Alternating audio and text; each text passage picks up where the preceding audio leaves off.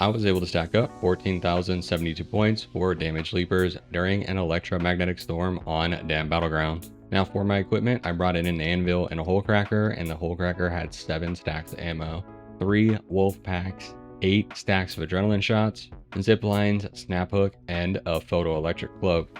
Now before we jump into the strategy here, I just want to make sure everybody's aware that RNG is going to play a significant role in setting a high score in this challenge. Leaper respawning is actually really terrible, and it's been really terrible for the past couple of seasons. It's not just the leapers that are having trouble respawning, it's all the large arc, but for some reason the leapers seem to have it the worst. In general, large arc should respawn anywhere between 7 to 10 minutes, closer to the 7 to 8 minutes in an ideal scenario. But in most cases, in all the games that I've played, they're not respawning for 15 to 20 minutes, or essentially 2/3 of your match, which just completely destroys your ability to try and set a high score. And it's literally nothing that you can do about it. You just have to hope that your RNG is good when you go to make an attempt. So all of that to say that you're gonna have a lot of good and a lot of bad luck doing this challenge, and it is extremely frustrating that you're going to be limited by the game's mechanics, and it's not gonna be something that you're doing wrong. And I think that's the part that I want to stress the most, is there's a lot of people who are going to watch this strategy, and the thing that bothers me the absolute most about creating content for this game right now is there is so much RNG involved in setting these scores and doing these strategies that it's very hard for me to want to put content out that I know will not work for some subset of people because they're just going to have bad RNG. And the thing that I want to stress above all else is that you're not doing anything wrong. Like, you're not a bad player if you're not getting leaper spawns. Like, you're not doing anything wrong. You're not making a mistake. It is just the game screwing you over from being able to continue to fight those leapers and stack up your score. So if you do go and try and do this strategy and you're not seeing the leapers spawn in, just remember that you're essentially pulling a slot machine every time you load in, and you're essentially just gambling and hoping for your RNG to strike. And when your RNG does strike, the one thing you really need to be ready for is to put your frustration to the side and capitalize on the fact that your RNG is struck, because it's only going to come once and you're going to go back through the cycle of having bad spawns again. So take the opportunity when it presents itself. Now with that out of the way, let's talk about the strategy here. Leapers will spawn at the water treatment extraction, near the testing annex, and in the red lakes. In a perfect world like this match was for me, you'll have all 3 spawned in at the start of the match. But as we'll talk about, my RNG got pretty terrible during the mid game. Depending on where you spawn, you just want to head for whichever leaper is closest to you. For me, it was the water treatment extraction leaper.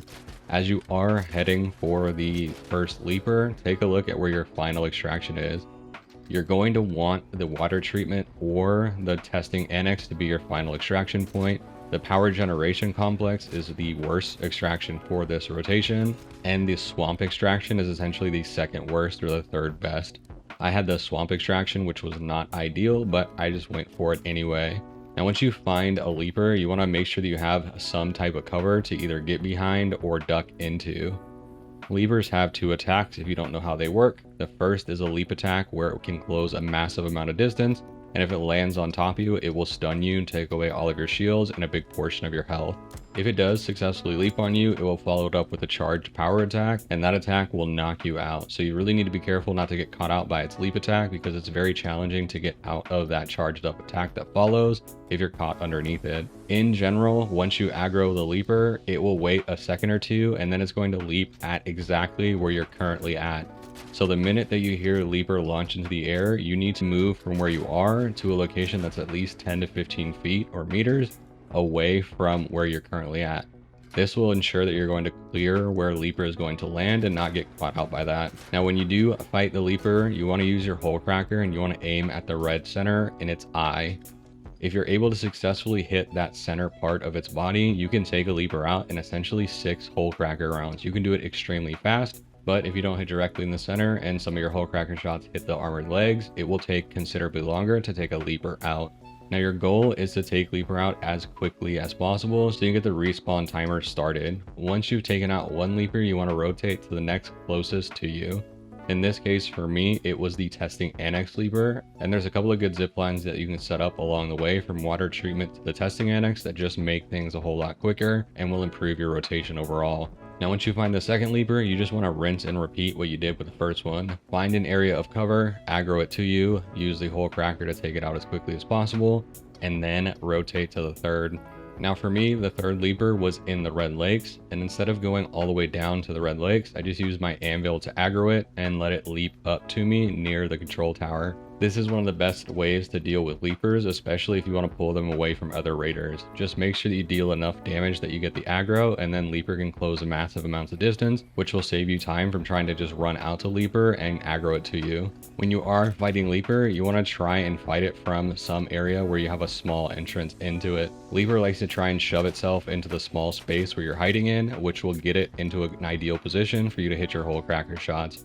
It will essentially just expose its eye without any of the legs getting in front of it, and you can just blast away with the hole cracker, dealing massive amounts of damage and taking it out super quick. Once you've eliminated all 3 leapers, the waiting game begins, and you essentially hit the slot machine for what RNG is going to be for that specific round. The real challenge here is not taking leapers out or understanding the rotation. It's really just the fact that you're essentially just playing one big slot machine and hoping that you're going to hit all 7s for leaper respawns and for raiders who are participating in the game. Now I got really lucky and this lobby was essentially empty and I got to farm the leapers to myself, but in all my games previous to this one, I had many other players who were trying to get involved. A single leaper elimination, if you're able to get the full amount of damage, is 1,760 points, which means I got essentially 8 total leaper eliminations throughout this round.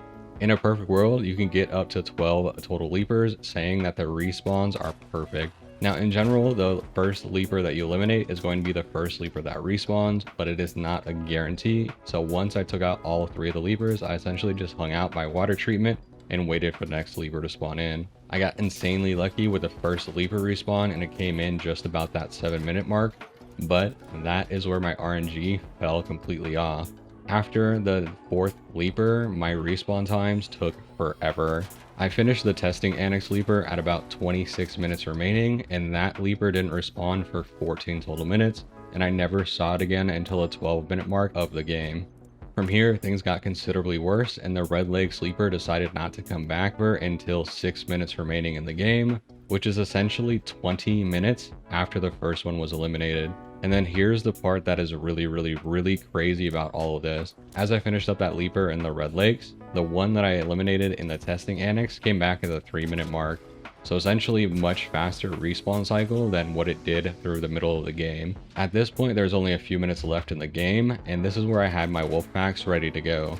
I knew that I was going to stretch and try and get to the extraction of the last possible minute, but I didn't want to get stuck in a fight with a leaper, and so I planned to save my wolf packs for those last minute elims so I could just focus on running to get to the final extraction. When fighting the leaper at the testing annex, there was only 3 minutes left, so I brought it over to the supply depot and then I pulled out my wolf packs. The first wolf pack did exactly what I wanted it to do, and it dealt a ton of damage to leaper, as well as obviously pissing off some things in the area. And then when I went to go throw my second wolf pack, which should have taken the leaper out, it just didn't do anything. So I had to end up using my third wolf pack, which ultimately almost set me up for failure as I was rotating out of the map. With that leaper eliminated, I was headed up towards the water treatment extraction, and I had a minute and a half left in the game, and that's when that leaper decided to reappear on the map. Now, if I had my wolf pack here, I could have easily just wolf packed it and then finished it up with my hole cracker and made the run. But since I didn't have my wolf pack, my plan was to hit it a little bit with my hole cracker and then use my photoelectric cloak to disengage a little bit and then try and aggro it with me and pull it all the way over to the actual final extraction in the swamp. I ended up aggroing a couple of hornets, and I decided that I was just going to bail on that strategy and accept that I couldn't finish up that final leaper and booked it towards the extraction.